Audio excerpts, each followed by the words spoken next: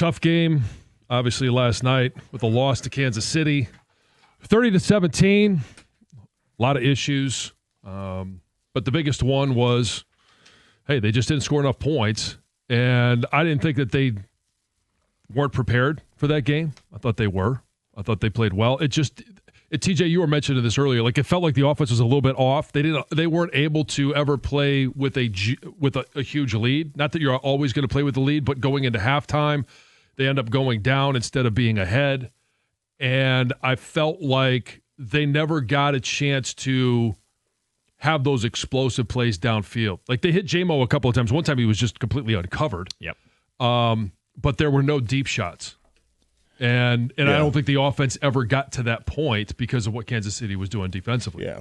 Oh, there were no deep shots either way. Yeah. I mean, both teams were kind of playing that umbrella coverage, and, you're not going to get over the top of us. But, yeah, the game just – it didn't really go the way you needed it to open up some of those explosive passing plays. And what I mean by that, like, we talked about it, if you go up 2 scores there in that game, if, catch the ball in 4th down and say you happen to go up and punch it in, and now it's – I think it would have been a 17-6 game, if you kept that drive going. Now you're probably changing the way that Kansas City is going to play defense, right? And then you're probably going to get some more explosive plays. Yeah. Or, if you're able to get the stop at the end of the first half where, it's 3rd down from the 30, and that was the pass interference call, right? And that leads to a touchdown. Instead of forcing them to kick a field goal, you still would have been up 10-9, and maybe getting the ball back, with a minute left in the first half still. Maybe you still have time to go down, put some points up. You just some of the mistakes that we made, the 4 plays that I kind of labeled the the golf touchdown that's not in Hutch penalty, pass interference penalty, and the drop ball on 4th down were really – those were at crucial times where you had either the chance to start to open the game up a little bit or really start to get the momentum back on your side. And, those turned out to be 4 big plays in that game that all went against them. Let's get to the phones. Get to Ryan. You're on 97.1. Good morning, Ryan. Morning. I just wanted to get to that play, that first drive. When they have that play, it's a trick play. So they probably brought that play in the beginning of the week, and they probably went over it multiple times. Why do we not know every single little rule of that play and how it's run? Like, shouldn't we be bringing in ready to say, hey, we're running this play. What exactly do we need to do to ensure that it goes smoothly? Because that was a beautiful call, and it was a beautiful play to watch, except for the result. Well, I think they feel they did, or they wouldn't have ran it. Right. I think they felt like they had all their bases covered. And so the most likely explanation for me was Goff was supposed to stop behind Amon-Ra St. Brown, and that ball might have just been snapped a little early. The only other thing I could think is if Goff, and I didn't hear if he said this after the game. I know he spoke. Did he think he hadn't declared as the quarterback because he didn't put his hands under the center? I don't know where that gray area is. Right. I know if you're in the shotgun, the pool reporter said he would have been fine. Right. But you don't want your quarterback motioning from the shotgun. You want 4 yards, 5 yards deep. Yeah, and then having to run and make up those yards. Maybe he thought he didn't go under center and therefore could keep moving in motion. Right. I don't know. I mean, there's a bunch of ways that play could have been legal. Yeah. Yeah. It wasn't. Right? Correct. Yeah, I think that's what Jared was kind of hinting at was, he never felt like his hands were under center. He never felt like he declared as the quarterback. So I think that's where the gray line was and the issue was, and I think he even kind of mentioned it. And look, you have to be very careful when you talk about the referees and some calls. And he said, like, look, if that's a rule that has changed because we've watched some clips of, Tannehill and Taysom Hill doing this in the past, if that's a rule that's changed, like, I was not aware of it. But that's not on Jared, right? Like, that's, coaches, you dive into this stuff and you ask questions and you want to make sure what you're doing is, what you're supposed to be doing. And I would imagine that, like, we talked about it again, like, I would imagine that was a conversation they had before the game as well, too. Right. So, that was the issue on that. But look, I mean, they didn't try to get one over, a quick one over on the referees. They would have never ran the play if they didn't think it was going to be legal. Right. And it was legal for a minute and 20 seconds. Yeah. So Felt like an eternity. Yeah, it did. I mean, we were all confused. Like, why are they throwing a flag? What's going on here? Late? Like, they 12 guys on the field or something? You know, what's going on? We had happened? no idea that they were going to go back and call a penalty from a minute ago. Yeah, I know. I mean, I'm watching it again right now. I got to believe because he didn't slow down at all when he got out there. I don't think it was snapped early. I think he just felt like if I don't put my hands under center, he just tapped Graham on the backside to signal that he was going in motion. Yeah. And if he didn't put his hands under there, I think he felt like that clears him of having to stop on either end. 248-539-9797. We got calls to get to on the Lions. We brought up the Tigers a good chunk of the show today, too. We can give DJ a chance to weigh in on how the season ended coming up at 9:50. Let's get to Heather with the news. So there's a man who is currently in the hospital in critical condition after being shot by a police officer this morning in Macomb County. Authorities say the shooting happened in the parking lot of the Roseville Police Department right around 4:30 a.m.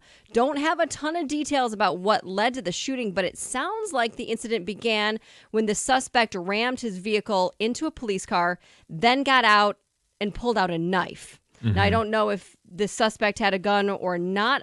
A knife was found at the scene, but it sounds like the officer opened fire, struck the suspect multiple times. The officer was also taken to the hospital with minor injuries, but has since been released. Everything is still under investigation. So there's a little-known candidate for Michigan's 13th congressional district that is now being sued by Campbell's Soup. So the lawsuit was filed last Friday with the company claiming that Shelby Campbell of Detroit used the Campbell's Soup logo without authorization on her campaign materials.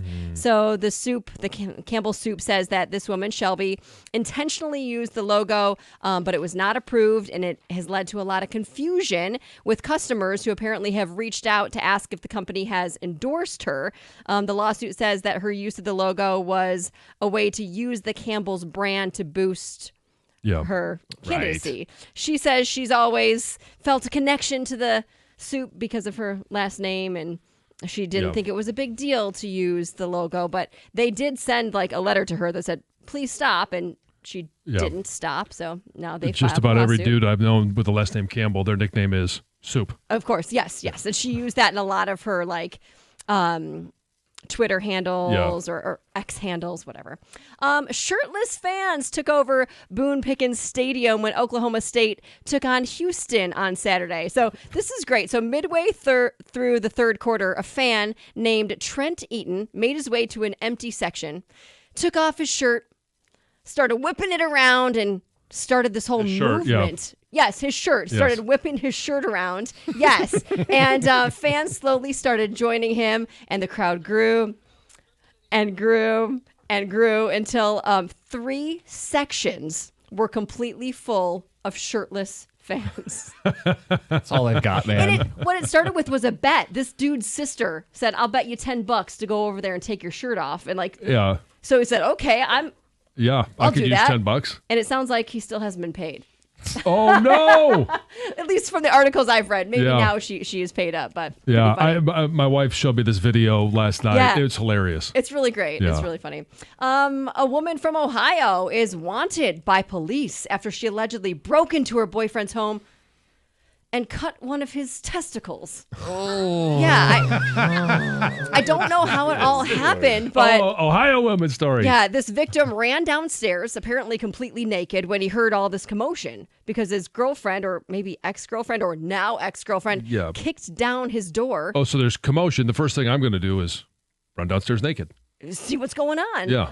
And apparently she attacked him with some unknown sharp object. He was taken to the hospital, and this woman was charged with felonious assault and aggravated burglary. But were they able to save it?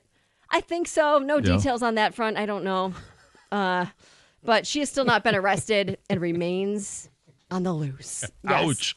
A Halloween display in the front yard of a South Carolina home is so elaborate and so realistic that people are constantly calling 911. Yeah. So the homeowner actually says the same day, the very first day that they actually turned on the decorations, which make it look like the house is completely engulfed in flames. They say the local fire department received multiple calls. So you have to go check it out because it's amazing. It's not just like they put flames in the window. I mean, they have flames that are flickering, and smoke. And then they have smoke coming from like under their front porch. It looks like this house is legitimately on fire. And they decided to post a video on social media letting their neighbors know, like, hey, this is just for fun from 8 to 10 p.m. It's going to be burning. But like, what happens if the house really is on fire? Right, yeah. I mean, cry wolf. Right, exactly. Yeah. Because the fire department did say we still send a truck out every time we get a call to this house because they have to. That's what you do, right? Like you just can't be like, okay, we're going to ignore it. But people on social media are saying that this should be illegal. Yeah, like it's so good it shouldn't be allowed. It's wild. Yeah, it really is. I did see the pictures; they're crazy. It's Heather with the news. Coming up next, more of your Lions phone calls, some thoughts on the Tigers. They've got press conferences today at 11 o'clock. AJ Hinch, Scott Harris, a debrief of the season. It's 97.1.